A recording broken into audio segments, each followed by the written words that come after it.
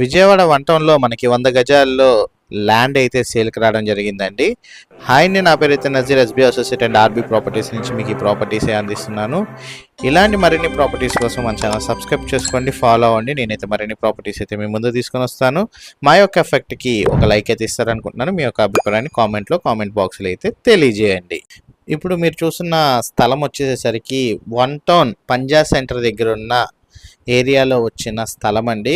ఇక్కడ వన్ టౌన్లో మనకి రెహమాన్ మటన్ షాప్ సందులో అయితే రావడం జరుగుతుందండి. ఈ మెయిన్ రోడ్డు మీద ఈ సందులో మనకి ప్రాపర్టీ అయితే సేల్కి రావడం జరిగింది. ఈ ప్రాపర్టీ కొలతలు చూసుకున్నట్లయితే 22 వెడల్పు 41 లోతు అయితే ఉంటుందండి. విజయవాడ వన్ టౌన్ పంజా సెంటర్లో అయితే ఈ ప్రాపర్టీ అయితే సేల్కి రావడం అయితే జరిగింది. 100 గజాలు. ప్రపోజల్ రేట్ వచ్చేసరికి ఒక గజం వచ్చేసరికి 1,50,000 చెప్తున్నారు. టోటల్గా అయితే 1,50,00,000 అయితే చెప్తున్నారండి. నెగోషియబుల్ అయితే ఉంది, కూర్చొని అయితే మాట్లాడుకోవచ్చు అని అయితే ఓనర్ గారు అయితే తెలియజేశారు.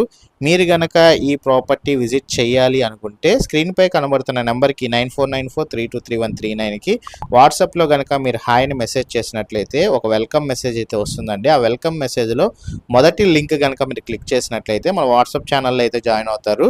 మన వాట్సాప్ ఛానల్లో కనుక మీరు జాయిన్ అయినట్లయితే ఈ ప్రాపర్టీ సంబంధించిన లొకేషన్, ప్రాపర్టీ సంబంధించిన డీటెయిల్స్, ఈ ప్రాపర్టీ ఎవరు డీల్ చేస్తున్నారో ఆ పర్సన్ యొక్క ఫోన్ నెంబర్ అయితే ఉంటుంది. సో మీరు డైరెక్ట్గా ఏంటంటే విజిటింగ్ అయితే చేయగలరు. అది కాకుండా మీరు గనక ఈ ప్రాసెస్ అర్థం కాకపోతే స్క్రీన్పై కనబడుతున్న నెంబర్కి కనుక కాల్ చేసైనా ఐడి నెంబర్ తెలియజేసినట్లయితే ఉదయం 10 గంటలు కానీ సాయంత్రం 8 గంటల మధ్యలో మా టీమ్మేట్స్కి కనుక మీరు కాల్ చేసినట్లయితే మా టీమ్మేట్స్ అయితే ఈ ప్రాపర్టీ సంబంధించిన డీటెయిల్స్ అయితే మీకు తెలియజేస్తారండి. అట్లాగే విజిటింగ్ కూడా ఏర్పాటు చేస్తారండి. ఇంట్రెస్ట్ ఉన్న వాళ్ళు స్క్రీన్ పైన నెంబర్కి కాల్ చేసి ఐడి నెంబర్ తెలియజేయగలరు. థ్యాంక్ యూ అండి. Thank you for watching. SB associate Nazir.